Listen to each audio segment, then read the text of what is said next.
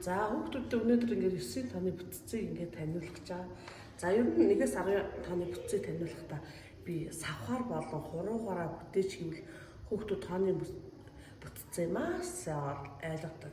Мөн дүрс ашиглан тооны бүтцийг бодуулж хийлгүүл маш амархан ойлгодог. Жишээ нь 9 тооны бүтцээр бүтцийг одоо 3-ын цэнхрээр одоо 6-гийн болохоор улаанаар ч юм уу ингээд хийхэд хүүхдүүд аюулгүй хөрхөн хийдэг. Тэгээд тогтоохтой ч амархан байдаг. За хуруугаараа гаргаж агаад нэг хуруугаа дараад 1-8-аас 2-7-оос 3-6-аас 4-5-аас гэд ингээ хийхээр хүүхдүүд аюулгүй хөрхөн хийдэг.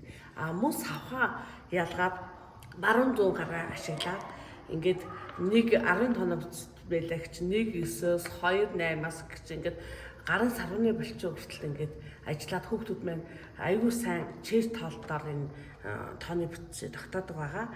За мөн тооны бүтцийг шооны нөхөр ингээд тоглоом хэлбэрээр тоглодог. За 9 тооны бүтц байлаа гэж шоогоо аяхад 6 нөхтэй үйл тэгээ нөгөө 6 эдээс үлээх гэж 3-аас гэж шууд хэлдэг. Ингэж энэ тоглоомын хэлбэрээр тогтоохтой хүүхдүүд аюулгүй сайн мэддэг.